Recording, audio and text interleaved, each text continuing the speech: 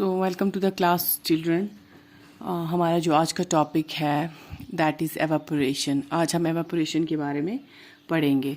So what is the meaning of evaporation? First मैं आपको वो समझाऊंगी। What is evaporation? The process of turning liquid into vapours. जब liquid form vapour form में change हो जाए, जब लिक्विड फॉर्म वेपर फॉर्म में चेंज हो जाए तो उसे क्या कहते हैं?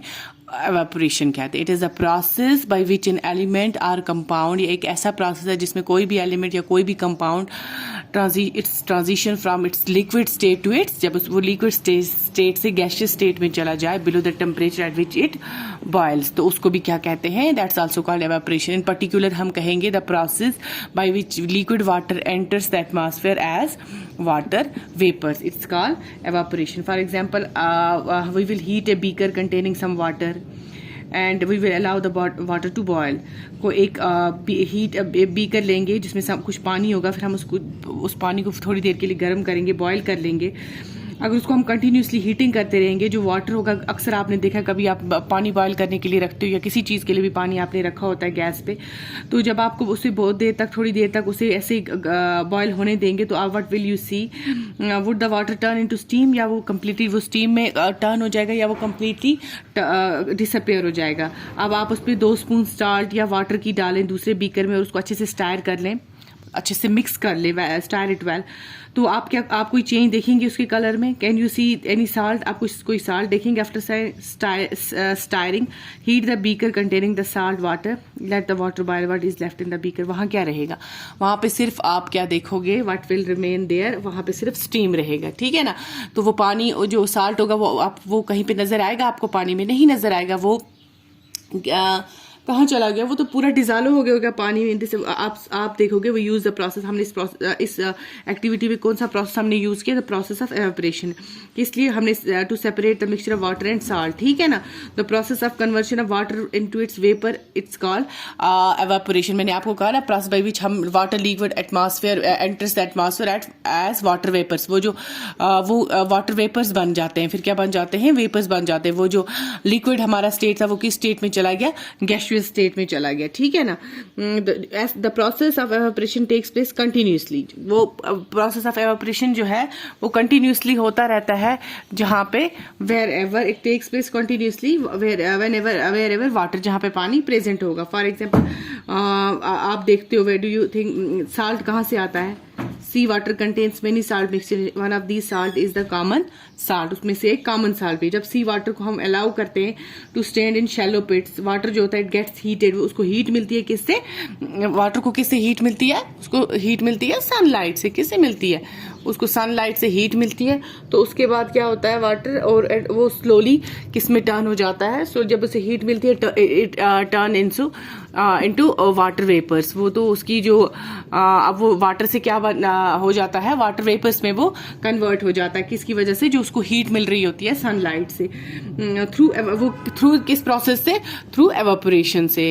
मैंने आपको कहा ना, लिक्विड स्टेट से गैसियस स्टेट में एवापोरेशन. ठीक है ना?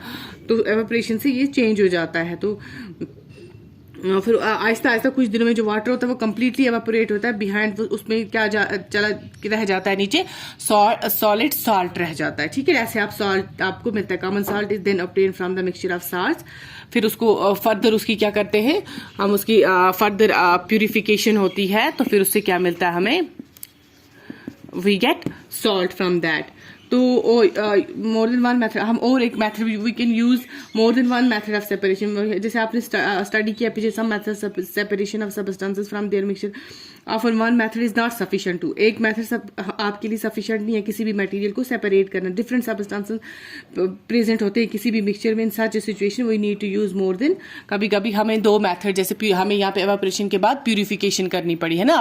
कॉमन साल्ट को हमें कॉमन साल्ट कैसे मिला? फिर पहले हमारा एवापोरेशन हुआ, एक मेथड हुआ, उसके बाद हमारे प्यूरिफिकेशन से हमें क्या मिल गया? कॉमन साल्ट मिल गया. तो उसके लिए भी आप उसके बाद क्या होता है? आप मुझे बोले कि वाटर जो होता है completely dissolve any amount of, कोई भी सब्सटेंस होगा वो वाटर में ये डिजॉल्व हो जाता है. आपने देखा पीछे चैप्टर 4 में भी मैंने आपको पढ़ाया था, हमने देखा कि बहुत सारे सब्सटेंसेस हैं वो डिजॉल्व हो जाते हैं और वो एंड फॉर्म वो एक सोल्यूशन फॉर्म में आ जाते हैं। वो इसे दी सब्सटेंसेस, वो जो सब्सटेंसेस डिजॉल्व हो जाते हैं वो that are the soluble substances. जो डिजॉल्व नहीं होते हैं वो कौन से सब्सटेंसेस होते हैं? दे आर इनसॉल्युबल, है ना, वो पानी में डिजॉल्व नहीं होते। What will happen if we go adding more and more of the substances to a fixed quantity? हम क्या करें? फॉर एग्जांपल यू नीड आपको एक बीकर चाहिए, ठीक है ना, एक बीकर की आपको जरूरत है, एक टम्बलर ले आइए, एक स्पून ले आइए, साल्ट ले आइए और पानी ले आइए। फिर आपको क्या करना है? आपको हाफ कप पानी का लेना है, किसी बीकर में डालना है, फिर उसमें एक स्पून साल्ट की डालनी है, फिर उसको अच्छे से स्टायर करना है, ठीक है। फिर अंटिल जब तक साल्ट कंप्लीटली क्या हो जाएगा, डिजॉल्व नहीं हो जाएगा, फिर अगेन आपको ऐड करना है 1 टीस्पून ऑफ साल्ट, और फिर उसे क्या करना है आपको, उसे फिर आपको स्टायर करना है। फिर आप उस पर साल्ट ऐड करते जाएंगे, और टीस्पून एक और डालेंगे, 1 टीस्पून फुल, फिर स्टायर करेंगे। आफ्टर एडिंग फ्यू स्पून, कुछ टाइम बाद अगर जब आप 5-6 स्पून उस पर या कुछ उससे ज्यादा मोर देन 5 या 6 स्पून आप उसमें डाल देंगे, तो आप क्या देखेंगे, सम साल्ट जो होगा वो रिमेन्स अनडिजॉल्व, वो सेटल हो जाएगा बॉटम बीकर पे। क्यों? अगर हाँ, this means that no more salt can be, अब उससे ज्यादा साल्ट डिजॉल्व उस पानी में नहीं हो सकता। इन द अमाउंट ऑफ जो पानी हमने लिया है, द अमाउंट ऑफ वाटर जो हमने लिया है, उसमें वो वाला साल्ट, ज्यादा साल्ट डिजॉल्व नहीं हो सकता है। तो what you will do at that time, the solution is now said to be, अब उस solution को हम क्या कहेंगे? Saturated। क्या कहेंगे? Saturated solution, ठीक है ना। अब आप एक और सम वाटर, आप एक दूसरे बीकर में पानी लें, फिर उसे मिक्स करें, किसके साथ? आप उसमें थोड़ा सा साल्ट डाल लें, ठीक है। फिर until it cannot dissolve any more salt, this will give you a saturated solution। क्या देगा आपको? Saturated solution देगा of salt in water। अब एक स्मॉल क्वांटिटी ऑफ साल्ट डाल दें आप एक सैचुरेटेड सोल्यूशन में, फिर आप उसको हीट करें। What do you find? आपको क्या मिलेगा? What will happen to the undissolved salt in the bottom of the beaker? वो डिजॉल्व होगा, हाँ कि नहीं डिजॉल्व होगा? तो आप उसमें और थोड़ा more salt can be dissolve in the solution by heating, होगा कि नहीं होगा? अब आप क्या करेंगे? देखें, आप उस हॉट सोल्यूशन को थोड़ा कूल करेंगे, ठंडा करेंगे। फिर does the salt appear to settle down at the bottom of the beaker? The activity जो आप दिखा रहे, that larger quantity of salt be can be dissolve in water. जब आप उसको हीट करेंगे, इससे आपको पता चलता है कि जितना ज्यादा आप उसको हीट करेंगे, उतनी ज्यादा क्वांटिटी आपको डिजॉल्व करेंगे, हीट क्वांटिटी ऑफ साल्ट आप डिजॉल्व कर सकेंगे उस वाटर में। जितना ज्यादा आप उसको हीटिंग की वजह से, जितनी ज्यादा हीटिंग मिलेगी, उतना ज्यादा ये जो साल्ट होगा वो इसमें ये क्या हो जाएगा? पानी में डिजॉल्व हो जाएगा, ठीक है ना, जितनी ज्यादा उसको हीट मिलेगी, ठीक है ना। इसका मतलब है the larger the quantity of salt can B dissolved in water on heating, ठीक है। आया अब आपकी समझ में अच्छी तरह? तो उसके बाद अब आपको मैंने अच्छे से समझा दिया, आपको पता चल गया कि एवापोरेशन ऐसा प्रोसेस है जिसमें आप लिक्विड जो होता है it gets converted into its vapour. Evaporation आप यूज करते हो टू सेपरेट सॉलिड। जब आपको एक सॉलिड को आप कब यूज करते हो प्रोसेस ऑफ एवापोरेशन? जब आपको एक सॉलिड को किससे सेपरेट करना होता है? लिक्विड से। जब एक सॉलिड जो होगा वो डिजॉल्व हो गया होगा लिक्विड में।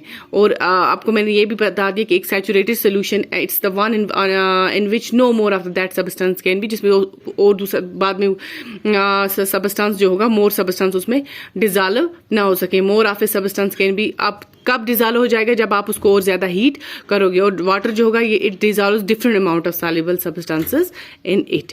आई होप आपकी समझ में ये अच्छे से आ गया होगा इंशाल्लाह। तो कल मैं आपको इसकी एक्सरसाइज कराऊंगी, ठीक है। तो आप अच्छी तरह से रहें। आप इस जो आपको मैंने पढ़ा दिया ये वाला लेसन, आप प्लीज़ गो थ्रू इट, आप इसको अच्छे से रिवाइज करें। कहीं भी कोई भी क्वायरी आप होगी आप मुझे मैसेज कर सकते हैं, ठीक है। थैंक यू वेरी मच बेटा। Have a nice day, stay safe, stay healthy.